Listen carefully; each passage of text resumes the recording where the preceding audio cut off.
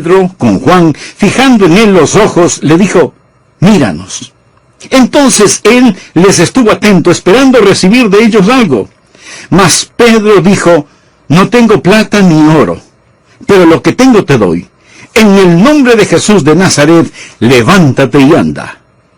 Mi amigo, si usted está caído, quiero decirle este mismo momento que hay un milagro esperándole.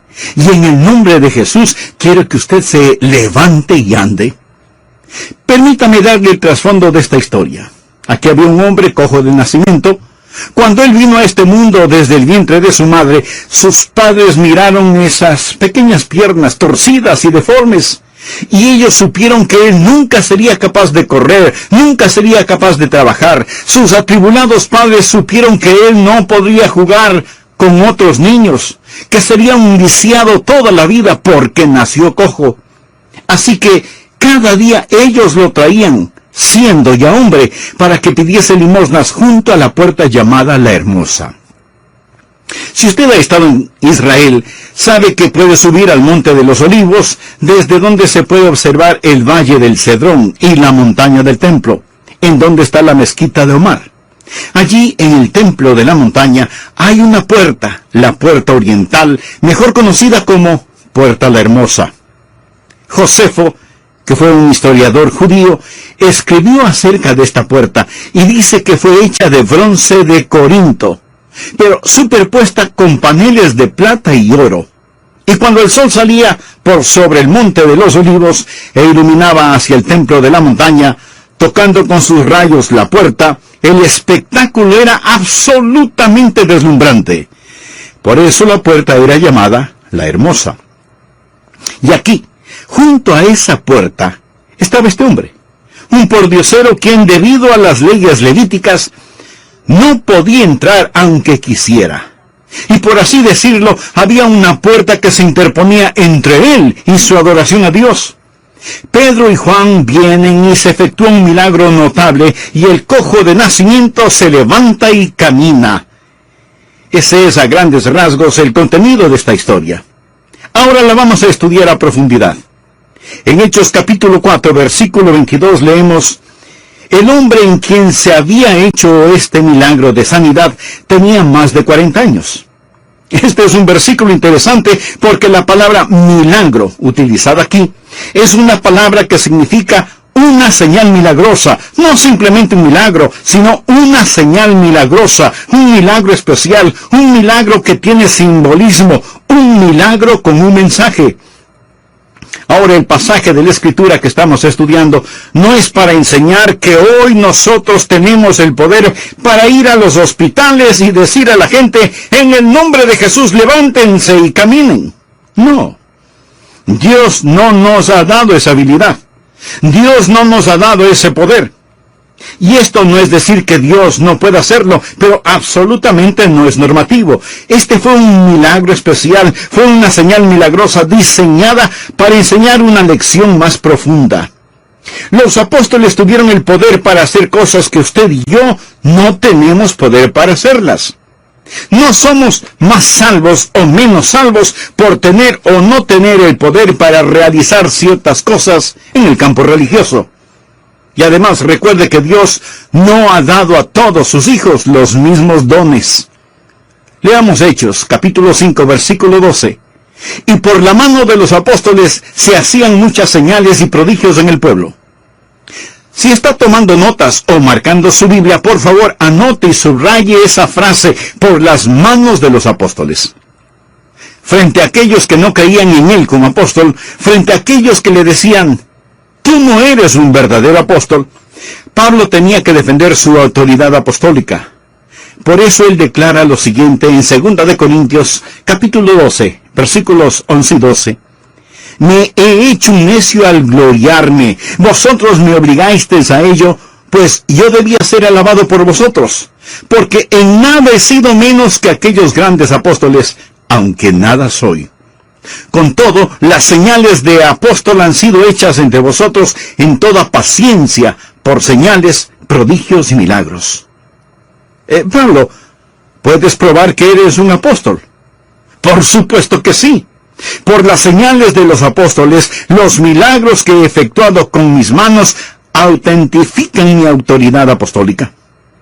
Lo que es evidente es que estas no eran personas comunes y corrientes que iban por ahí diciendo, en el nombre de Jesús, levántense y anden.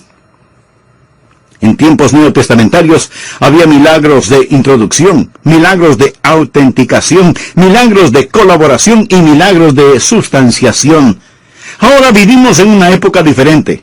Ya no tenemos milagros de gloria, sino milagros de gracia. Uno de esos milagros de gracia es el ministerio de evangelismo. Y todos los milagros de gracia son señales que nos enseñan extraordinarias lecciones. Por ejemplo, cuando Jesús abrió los ojos de los ciegos, ¿es eso lo que Él vino a hacer? No. Él no curó a todos los ciegos, pero cuando lo hizo fue una señal de que Él tenía el poder de abrir los ojos de los ciegos espirituales. Cuando Él curó a una persona sorda, ¿curó a todos los sordos? No. Fue una señal, fue un milagro para mostrar que Él tenía poder para ayudar a aquellos que por su sordera espiritual no podían escuchar la voz de Dios. Cuando limpió a los leprosos, fue una señal para enseñar que nos podía limpiar de la vileza y la suciedad del pecado. Cuando Jesús resucitó a un muerto, no resucitó a todos los muertos.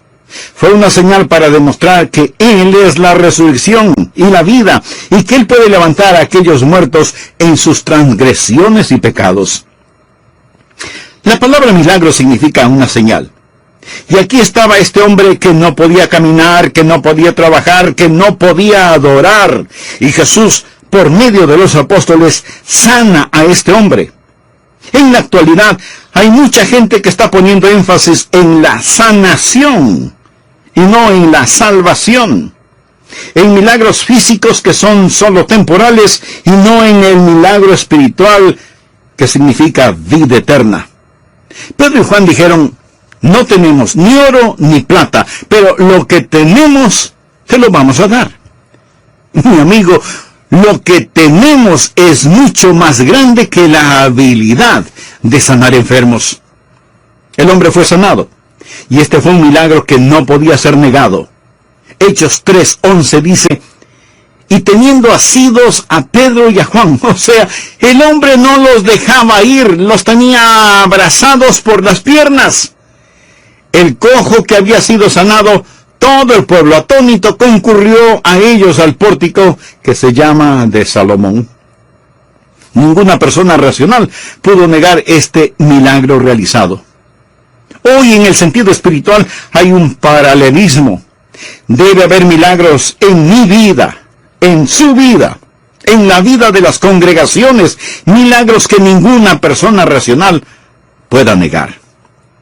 El milagro realizado en la vida del hombre cojo no tenía explicación humana. Leamos el versículo 12.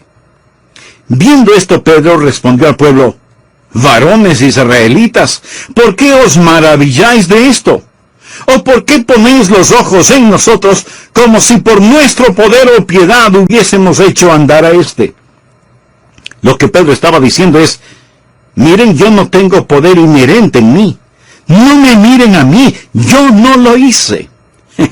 ¿Qué diferencia con muchos modernos predicadores y sanadores que proclaman tener poder para hacer milagros y envanecidos le roban a Dios la gloria que solo a Él le pertenece? Amigo, ese fue un milagro que no pudo ser razonablemente negado, y fue un milagro que no pudo humanamente ser explicado. Y estoy seguro que usted tampoco puede explicar este milagro de Pedro y Juan. Pedro dijo, no me miren como si yo hubiera hecho este milagro. Esta es la razón por la cual no creo en la oración a los santos. Muchas personas tienen la idea de que los santos tienen un valor inherente en sí mismos, que los santos tienen alguna super habilidad espiritual, y si usted no puede acercarse a Dios por usted mismo, puede acercarse a un santo que tenga influencia, valor y virtud en sí mismo, y él se acercará a Dios representándolo a usted. De pasadita surge una pregunta lógica. Entonces, ¿para qué necesitamos a Cristo? He visto que muchas personas tienen en sus vehículos una pequeña estatua de su santo o santa favoritos. Mejor sería que ese santo o santa se pusiera detrás del volante, porque sus dueños no manejan santificadamente y su vocabulario no es ninguna colección de salmos. Bien, fue un milagro que no podía ser negado razonablemente, fue un milagro que no pudo ser explicado humanamente, pero también fue un milagro que no podía ser desechado ligeramente. Veamos lo que dice el versículo 13. El Dios de Abraham, de Isaac y de Jacob, el Dios de nuestros padres, ha glorificado a su Hijo Jesús, a quien vosotros entregasteis y negasteis delante de Pilato, cuando éste había resuelto ponerle en libertad. Lo que está diciendo el apóstol es que este milagro fue hecho en el nombre de Jesús, y que Jesús todavía continúa obrando. Pedro cambia la atención que se le está dando al hombre cojo, y la atención que les están dando a ellos mismos como apóstoles hacia Jesús. Y es Jesús, en realidad, el héroe de esta historia. Se realizó un milagro.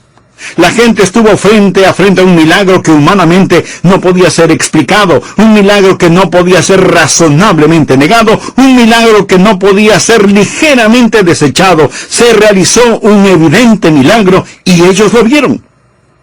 Y ahora Pedro se vuelve un fiscal. Leamos Hechos capítulo 4, los versículos del 8 al 10.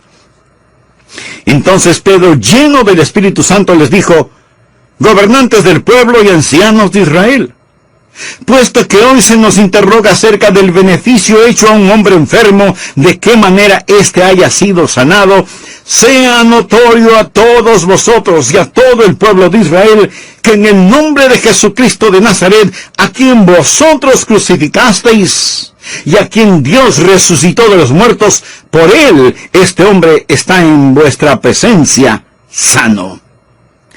Como resultado de esto, un gran número de personas vinieron al Señor Jesucristo. En Hechos 4:4 leemos: pero muchos de los que habían oído la palabra creyeron, y el número de los varones era como 5,000. Si usted desea que mucha gente se salve, no trate de alcanzar a mucha gente. Comience individualmente. Cuando un solo hombre es transformado en forma sobrenatural, esa vida tocará multitudes. Pero volvamos con Pedro. Escuche lo que él les dice en Hechos 3:14.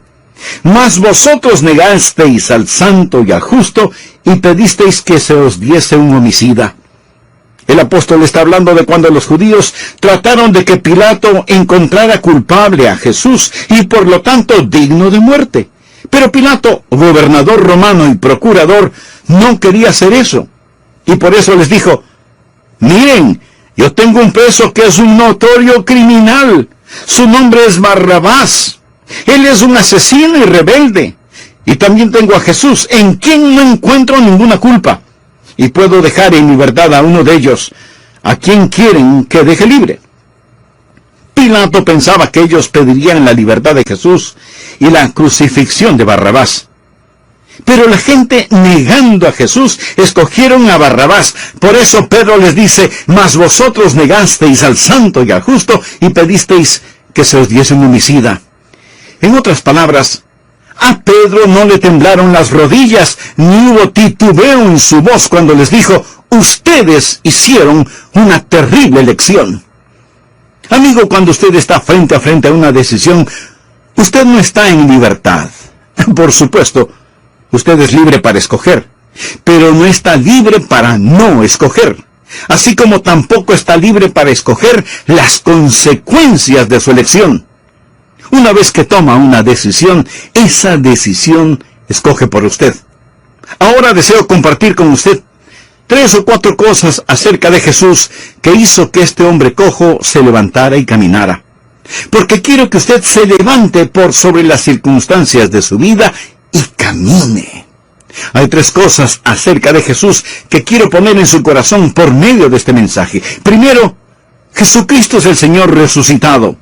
Leamos en Hechos 3:15. Y matasteis al autor de la vida, a quien Dios ha resucitado de los muertos, de lo cual nosotros somos testigos. ¿Qué causó que Pedro quien se enojó y negó a Jesús frente a una pequeña niña, ahora estuviera firme mirando directamente a los rostros de la gente importante de esos días, la más alta corte de la tierra judía, el Sanedrín, y los principales sacerdotes que también tenían autoridad civil, los señalara con su dedo y les dijera: ustedes lo crucificaron, pero Dios lo ha resucitado de los muertos. ¿Por qué esa súbita osadía de Pedro? Mi amigo, esta es una osadía santa. Una vez que ellos habían visto al Cristo resucitado, una vez que ellos supieron que Él estaba vivo, no había forma de que nadie pudiera amedrentarlos o intimidarlos, porque ellos estaban absolutamente seguros que Jesús era el príncipe de la vida. Había sido levantado de entre los muertos. Y si tenemos a un Salvador vivo, entonces, ¿de qué debemos temer? Escúcheme. Los apóstoles no estaban predicando hechos acerca de un Cristo muerto. Esa es la única manera de explicar la osadía que demostraron. ¿Cómo se puede explicar la iglesia neotestamentaria? ¿Cómo se explica el hecho de que Pedro, cuando lo tomaron prisionero y lo iban a crucificar, y si la tradición es cierta, como creo que lo es, Pedro pidiera que lo crucificaran cabeza abajo, porque, según Pedro, no era digno de ser crucificado de la misma manera en que Cristo fue crucificado? ¿De dónde sacó esa valentía, esa osadía? Él no tuvo temor a la muerte. Por supuesto que él no quería ser crucificado, pero él no temía a la muerte porque él sabía que su Salvador estaba vivo. Usted no puede negar la resurrección. Usted no puede ni siquiera intentar explicar que no hubo resurrección. La historia nos dice que estos primeros apóstoles pagaron con su vida la fe que profesaron. Permítame repetir lo que he dicho más de una vez.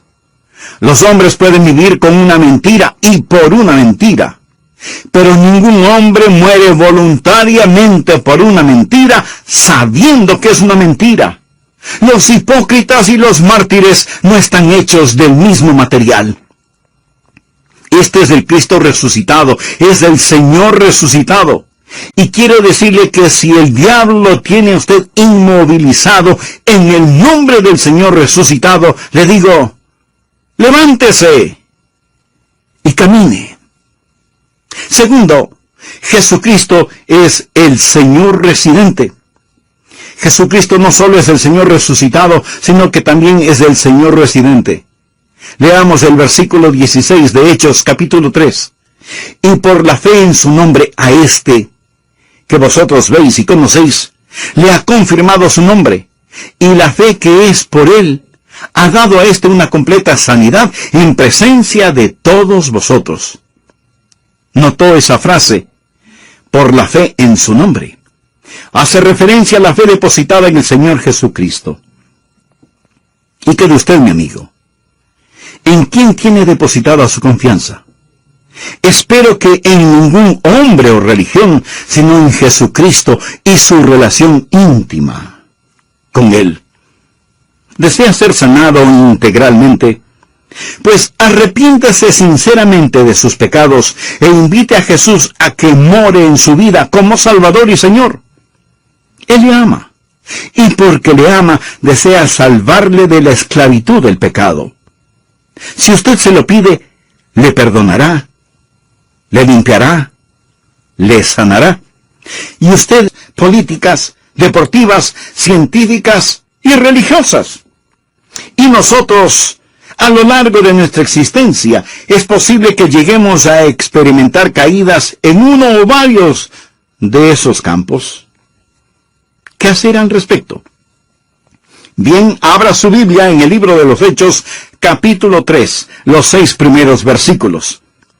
Pedro y Juan subían juntos al templo a la hora novena, la de la oración. Y era traído un hombre cojo de nacimiento a quien ponían cada día a la puerta del templo, que se llama La Hermosa, para que pidiese limosna de los que entraban en el templo.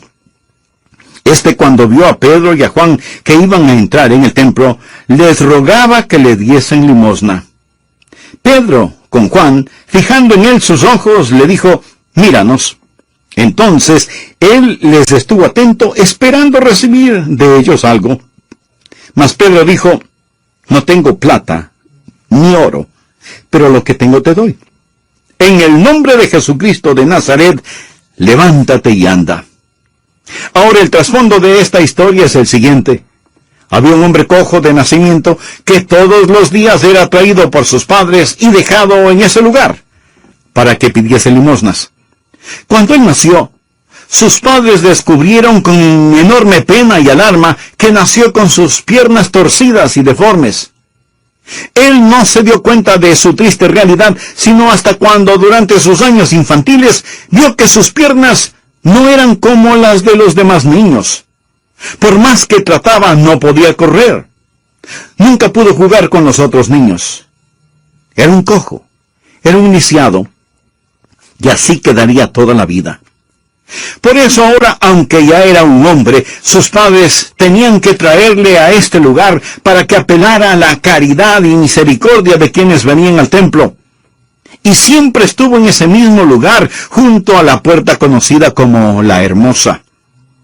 He tenido la bendición de estar varias veces en Israel, y en Jerusalén uno puede subir al Monte de los Olivos, desde donde se puede observar el Valle del Cedrón y la montaña del Templo, en donde está la mezquita de Omar. Allí en el templo de la montaña hay una puerta, la puerta oriental, mejor conocida como Puerta la Hermosa. Interesante nombre, ¿no le parece? ¿Por qué se llama así esa puerta? Josefo, quien fue un gran historiador judío, escribió acerca de esa puerta, lo cual indica claramente que era una puerta importante. Josefo dice que fue hecha de bronce de Corinto, que tenía fama de ser un bronce de magnífica calidad, y que tenía paneles de plata y oro superpuestos. Ahora, cuando el sol salía por sobre el Monte de los Olivos e iluminaba hacia el templo de la montaña, bañaba con sus rayos esa puerta, dando así un espectáculo absolutamente deslumbrante. Con justa razón le bautizaron con el nombre La Hermosa. Y aquí, junto a esta fabulosa puerta, como para acentuar el contraste, estaba este hombre cojo, un pordiosero quien, debido a las leyes levíticas, no podía entrar ni arrastrándose aunque quisiera. Y no solo simbólicamente, sino que como dura realidad, había una puerta que se interponía entre él y su adoración a Dios. Pedro y Juan vienen a la hora de la oración. Se entabla un breve diálogo entre ellos y el mendigo. Se realiza un milagro en presencia de un sinnúmero de personas y el cojo de nacimiento se levanta y camina. Ese es a grandes rasgos el contenido del relato bíblico. Ahora lo vamos a estudiar detalladamente. En Hechos capítulo 4, versículo 22 leemos: el hombre en quien se había hecho este milagro de sanidad tenía más de 40 años. Este es un versículo interesante porque la palabra milagro utilizada aquí es una palabra que significa una señal milagrosa. No simplemente un milagro, sino una señal milagrosa. O sea, este fue un milagro especial, un milagro que tiene simbolismo. En otras palabras, fue un milagro con un mensaje. Y aquí está este hombre que no podía caminar, que no podía trabajar, que no podía entrar y adorar a Dios. Y Jesús, por medio de los apóstoles, sana a este hombre. Note que Pedro y Juan no le dijeron al pordiosero: míranos, solo ten fe y nosotros te vamos a sanar. ¿Qué le dijeron? Míranos. No tenemos plata ni oro, pero lo que tenemos te damos. En el nombre de Jesucristo de Nazaret, levántate y anda. En la actualidad hay mucha gente que está poniendo énfasis en los milagros de sanación antes que en el milagro de la salvación. Y aún entre gente que se considera a sí misma muy religiosa, las estadísticas muestran que prefieren estar sanas en primer lugar y salvas en segundo lugar. El milagro realizado en el hombre cojo fue un milagro que no pudo ser negado razonablemente. Fue un milagro que no pudo ser explicado humanamente, pero también fue un milagro que no pudo ser desechado ligeramente. Veamos lo que dice el versículo 13 de Hechos 3.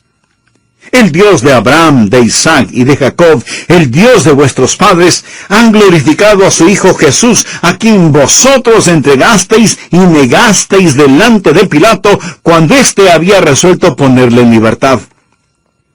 Lo que está diciendo el apóstol es que este milagro fue hecho en el nombre de Jesús, y que Jesús todavía continúa obrando. Pedro cambia la atención que se le está dando al hombre cojo y la atención que les están dando a ellos mismos hacia Jesús.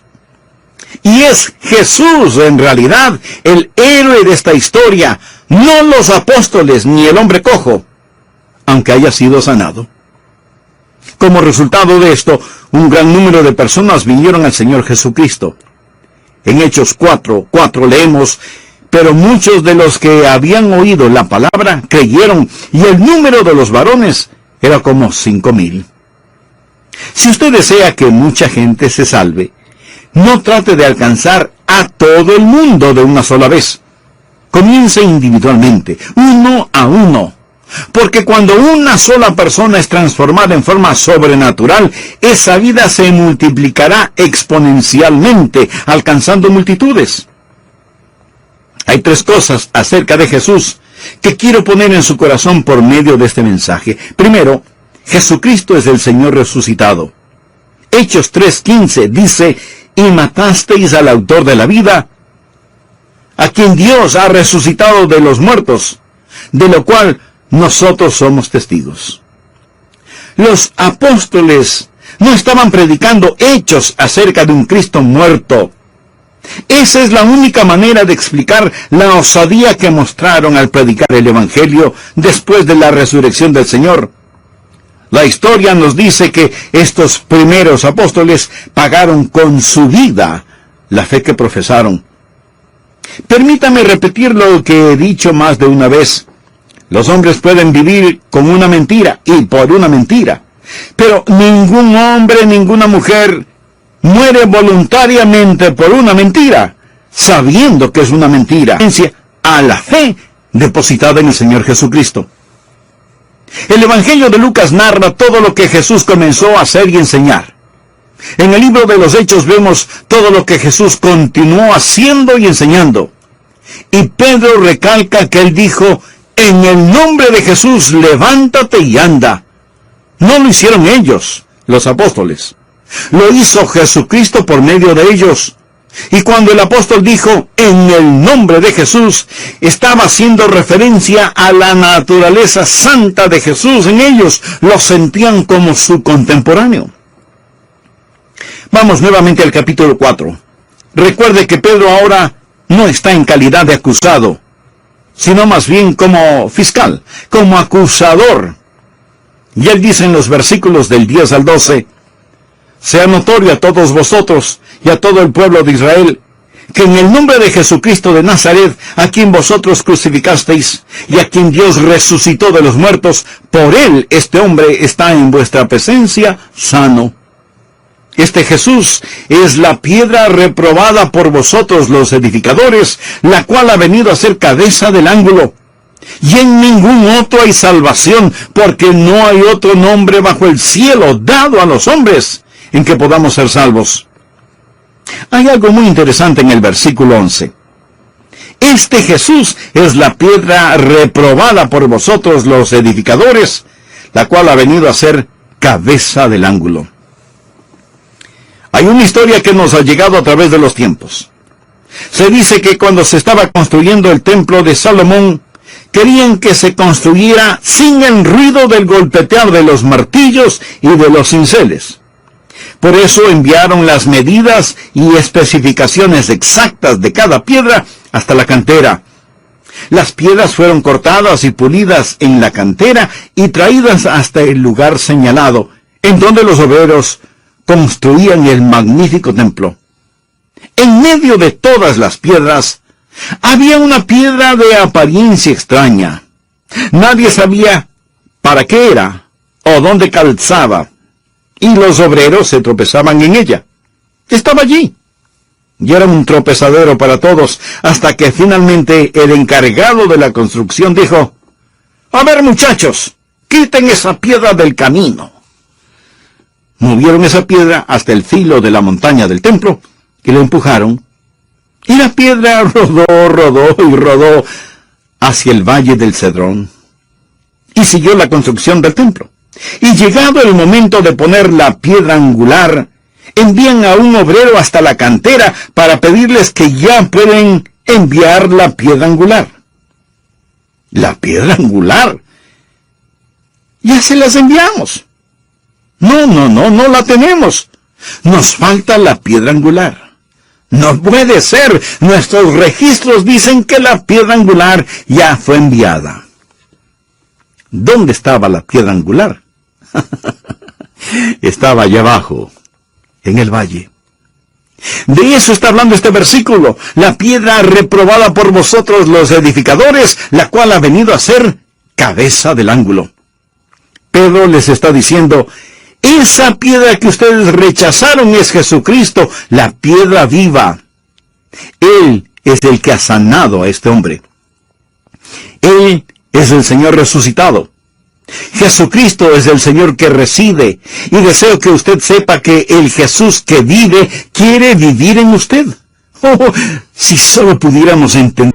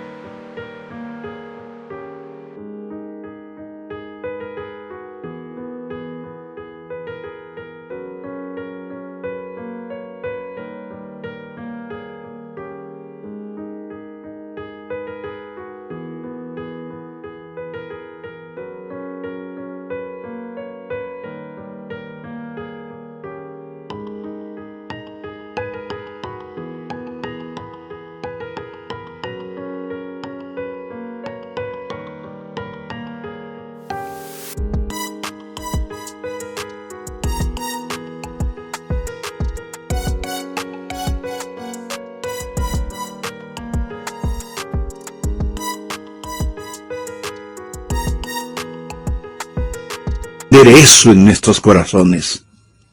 Amigo, no estamos hablando simplemente acerca de alguien. Jesús está vivo. Jesús está vivo, y espero que lo entienda. Tercero, Jesucristo es el Señor Redentor. Hechos 3:17. Mas ahora, hermanos, sé que por ignorancia lo habéis hecho, como también vuestros gobernantes. Esa es la razón por la que Jesús oró, Padre, perdónales, porque no saben lo que hacen. Pero ahora, notemos los versículos 18 y 19. Pero Dios ha cumplido así lo que había antes anunciado por boca de todos sus profetas, que su Cristo había de padecer. Así que arrepentíos y convertíos, para que sean borrados vuestros pecados, para que vengan de la presencia del Señor tiempos de refrigerio. El milagro del hombre cojo solo fue una plataforma para predicar la salvación, para predicar la conversión. Es algo increíble. Aquí donde el hombre gobierna en maldad, Dios sobrepone su gobierno, y dice que lo que sus profetas habían está perdido. En Lucas 13:3, Jesús dijo, antes, si no os arrepentís, todos pereceréis igualmente. Nadie se ha salvado sin haberse arrepentido. Arrepentimiento y fe son las dos caras de una misma moneda. Si no hay arrepentimiento, no puede haber refrescamiento espiritual. ¿Qué es el arrepentimiento? Arrepentimiento no es superar el pecado. Esto no se puede lograr hasta que usted tenga a Cristo en su corazón y en su vida. Dios no dice, limpia primero tu vida y te salvaré. Eso sería salvación por obras. Entonces, ¿qué es arrepentimiento? La palabra metanoia significa un cambio de la mente. Es un cambio del corazón y es un cambio de la mente que conduce a un cambio de vida. Usted se ha arrepentido de sus pecados. La Biblia dice que en el nombre de Jesucristo usted debe arrepentirse, debe creer en el nombre del Señor resucitado, en el nombre del Señor residente, en el nombre del Señor redentor. Cuarto, Jesucristo es el Señor que retorna. Miremos el versículo 20, Hechos 3. Y Él envía a Jesucristo, que os fue antes anunciado. ¿Que envíe a Jesucristo? ¿Pero acaso Jesús no vino ya? Sí, pero Él viene otra vez. Leamos el versículo 21. Aquí en desierto es necesario que el cielo reciba hasta los tiempos de la restauración de todas las cosas, de que habló Dios por boca de sus santos profetas que han sido desde tiempo antiguo. ¿Hacia dónde marcha este mundo? Marcha hacia Jesús, porque Jesús viene al mundo. El cielo lo ha recibido hasta el tiempo de la restitución. Él viene a restaurar todas las cosas. ¿Sabía usted que Satanás es un pervertido? Que Satanás no tiene ninguna materia prima. Dios lo hizo todo, y todo lo que Dios hizo es bueno. Y si usted conoce algo que es malo, eso será una perversión de algo que alguna vez fue bueno. Todo lo malo que sucede en el mundo actual es una demostración de que el perverso Satanás ha realizado su obra. Pero cuando Jesús regrese, restaurará todas las cosas y las hará como deben ser. Y Él envía a Jesucristo, que os fue antes anunciado, a quien de cierto es necesario que el cielo reciba hasta los tiempos de la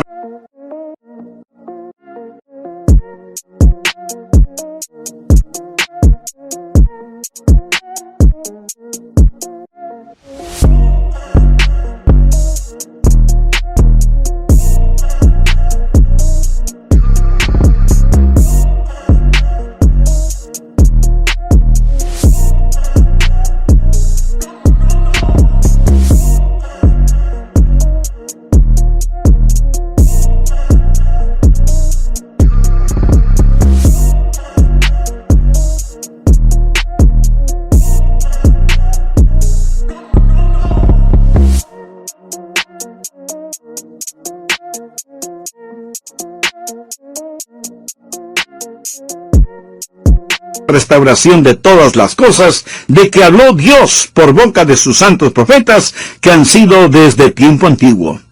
En el versículo 19 se lo llama tiempos de refrigerio. Jesús viene otra vez. La primera vez vino como un cordero sacrificial, la segunda vez vendrá como el león de la tribu de Judá.